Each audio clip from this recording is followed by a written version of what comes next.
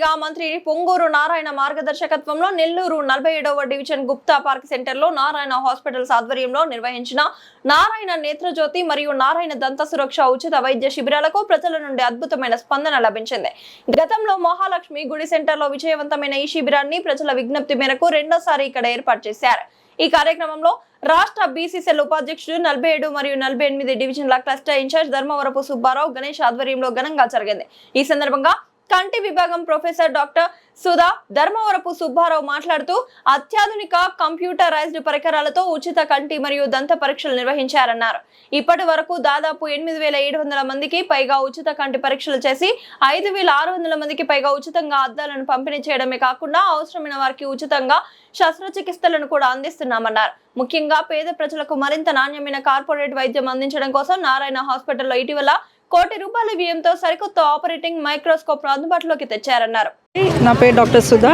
నేను నారాయణ హాస్పిటల్లో కంటి విభాగంలో ప్రొఫెసర్గా పనిచేస్తున్నాను. నారాయణ నేత్రజ్యోతి అనే క్యాంప్లో ఇవాళ గుప్తా పార్క్ ఏరియాలో 47th డివిజన్లో పార్టిసిపేట్ చేసినందుకు నేను ఇక్కడ వచ్చున్నాను. పార్టీ కార్యకర్తలు అయిన ధర్మారావు గారు, గణేష్ కుమార్ గారు మరియు చెంగయ్య గారు అందరూ చాలా యాక్టివ్గా ఇక్కడ ఉన్నారు. ఈ ఏజ్లో కూడా సుబ్బారావు గారు ఇది సెకండ్ టైం నేను సార్ని కలవడము. ఆరోగ్యం బాగోపోయినా ఇవాళ ఈ క్యాంపుకి వచ్చి క్యాంప్లో పార్టిసిపేట్ చేయడము ఆయనకి పార్టీ మీద ప్రజల మీద ఉన్న మనకి ఆప్యాయత ఏంటో తెలుస్తోంది. ఇటువంటి వాళ్ళు ఉండడం నిజంగా నెల్లూరుకి చాలా గర్వకారణం చెప్పుకోవచ్చు.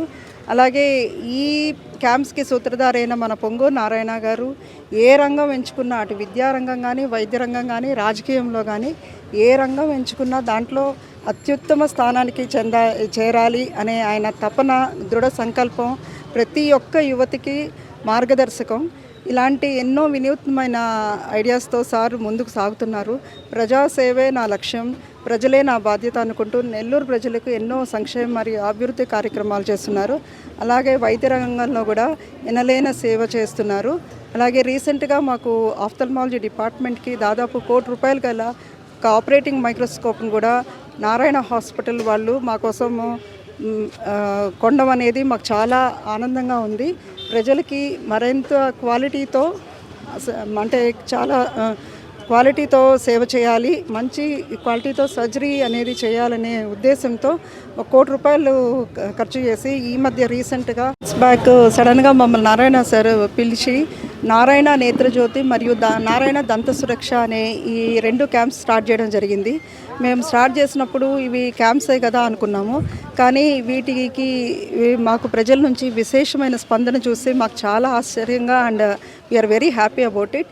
మేము చదువుకున్న చదువుకి కూడా మేము సార్థకం చేసుకున్నట్లు అవుతుంది. మా వద్దకు వచ్చే పేషెంట్లను చూడటమే కాకుండా మేమే ఇంటికి వచ్చి పేషెంట్లకి సేవ చేయడం అనేది గొప్ప విషయం. ఈ అవకాశాన్ని నారాయణ గారు మాకు అంటే ఐ డిపార్ట్మెంట్కి, డెంటల్ డిపార్ట్మెంట్కి ఇచ్చినందుకు ప్రత్యేక ధన్యవాదాలు తెలుపుకుంటున్నాను. నమస్కారం. ఈరోజు 47వ డివిజన్ గుప్తా పార్క్ సెంటర్లో నారాయణ నేత్రజ్యోతి, నారాయణ దంత సురక్ష గతంలో మహాలక్ష్మి గుడి సెంటర్లో పెట్టాం. ఇది సెకండ్ టైం గుప్తా పార్క్ సెంటర్లో పెట్టడం. గతంలో చంద్రబాబు నాయుడు ప్రజల వద్దకు పాలన అంటే ప్రజల వద్దకే పాలన తీసుకొచ్చి ప్రజలకి ఏ సమస్యలు ఉన్నా తీర్చే అభిప్రాయంలో ఆ రోజు తెలుగుదేశం ప్రభుత్వం చంద్రబాబు నాయుడు గారు చేశారు. ఇప్పుడు నారాయణ సారు ప్రజల వద్దకే ఆరోగ్యం అంటే చాలామంది కళ్ళతో చాలామంది ఇబ్బంది పడుతుంటే ఆయన వాళ్ళ ఇళ్ళకే వచ్చి కంటి చూపు తెప్పిస్తాం, మీకు వైద్యం చేస్తామని చెప్పడం. అలాగే దంతాలు ఎప్పుడు రక్షణగా ఉండాలా, ప్రజలకి వాళ్ళ దంతాల అవసరం చాలా అనే దానికి ఆయన ప్రతి ఇంటికి ఆరోగ్యం అక్కడికి తీసుకొచ్చి ప్రతి వార్డులో కూడా వాళ్ళ ప్రజల వద్దకే తీసుకొచ్చి ఈ కార్యక్రమాలు చేస్తున్నారంటే నిజంగా ఆయన అభినందించాలా. ఆయన టెక్నాలజీ వేరు. నారాయణ సార్ ఏ పని చేసినా ప్రజలకు అవసరమైన పని ఆయన ఎప్పుడు గుర్తుంచుకొని ఆయన ప్రజల కోసం పనిచేస్తారు. ఆయన రాజకీయాల్లోకి ఏదో మనం ఆర్థికంగా బలపడాలో ఏదో అని రాలా. ప్రజలకు ఎప్పుడు కష్ట సుఖాల్లో మనం అండగా ఉండాలనే ఒక దృక్పథంతో రాజకీయాల్లోకి వచ్చి ఈరోజు అనేక సంస్కరణలు తీసుకొచ్చారు. ఈరోజు చంద్రబాబు నాయుడు తర్వాత నారాయణ సారే రెండోవారు. ఆయన అమరావతిని ఆయన ఎంత సురక్షితంగా అమరావతిని ఎంత అభివృద్ధి ఎంత స్పీడ్గా తీసుకొస్తున్నా అంటే ఆయన చేసే మన నెల్లూరు నగరాన్ని కాదు రాష్ట్రాన్ని ఒక పక్క చూస్తా మళ్ళీ అమరావతిని కోసం ఆయన అహర్నిశలు పనిచేస్తున్నారంటే